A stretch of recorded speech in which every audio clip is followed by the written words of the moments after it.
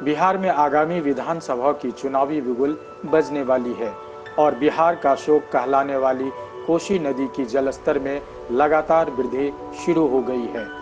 पानी का थोड़ा सा बढ़ गया है, कम था लेकिन बढ़ गया है। अब कहाँ तक बढ़ेगा उसका पता नहीं, और उस पर हम जाएंगे आपसे पासे घाट हमको टपका। पानी बढ़ना शुरू हो गया है। हाँ, पानी बढ़ना शुरू। जी हाँ, वही कोसी, जिस कोसी की धरती पर कला, साहित्य और राजनीति के कई विभूतियों का जन्म हुआ।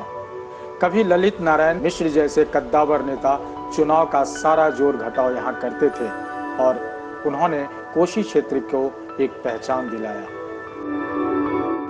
लेकिन आज इसी कोसी की धरती पर कुछ जनप्रतिनिधि कोसी का नाम लेकर राजनीति करते नजर आ रहे हैं। कोसी नदी के विकास पर कोई ध्यान नहीं देते। बता दें कि हर वर्ष कोसी नदी में जलस्तर की वृद्धि होती रहती है। यहाँ बसर करने वाले लोगों की भी अजीब दास्तान है। जब पानी कोसी नदी में बढ़ती है तो तटबंध के भीतर बसे लोगों की जिंदगी भय के साये में गुजरती है।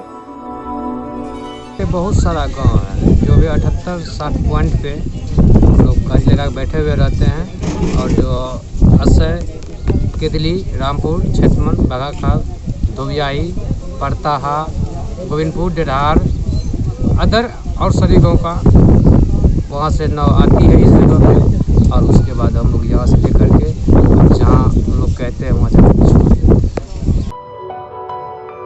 यही नहीं, कितनों की जिंदगी को कोसी तबाह भी कर देती है। बावजूद हर वर्ष यह पानी का खेल जारी रहता है और इस पानी के नाम पर हजारों करोड़ों रुपए की लूट होती रहती है। बताना चाहता हूं कि किसी समय कोसी नदी की विकास के लिए कोसी प्राधिकार का गठन हुआ और तय हुआ कि कोसी नदी से बिजली का निर्माण हो, मखाना का व्यापार हो, मछली का कारोबार हो, लेकिन सब कुछ ढाक के तीन पात हो गए। कोसी हर वर्ष कहर बरपा कर चली जाती है। पानी के नाम पर सरकार भी पानी के तरह पैसा लुटा जाती है। कुछ जनता को मिलता है तो कुछ खुद खा जाती है। देखिए सहरसा से राजीव झा की ये ग्राउंड रिपोर्टिंग। हर वर्ष बाढ़ के रूप में कोसी का जो पानी आता है वो एक त्राहिमाम मचाता है। हर वर्ष वरीय अधिकारी से लेकर के जनता से लेकर के जनप्रतिनिधि तक परेशान और हलकान हो जाते हैं, और इस बाढ़ के नाम पर हजारों करोड़ों की लूट होती है। इसी कोसी को लेकर के कभी कोसी विकास पुनर्गठन का भी हुआ था, और पुराने जनप्रतिनिधियों की एक राय भी थी कि अगर कोसी के विकास के लिए यहाँ मछली पालन होता, यहाँ मखाना उद्योग होता, यहाँ से बिजली उत्पन्न होती, तो यह कोसी जो प्रलय रूप दिखाता है यह रूप नहीं दिखाता। बावजूद यहाँ वह नहीं होता है। हर वर्ष 3 से 4 महीने भयानक त्रासदी होती है, लोगों के अंदर भयानक भय होता है। लोग तटबंध के अंदर से कभी निकलते हैं, कभी जाते आते रहते हैं, और इसमें कितने की मौत हो जाती है और कितने मौत के गाल में समा जाते हैं।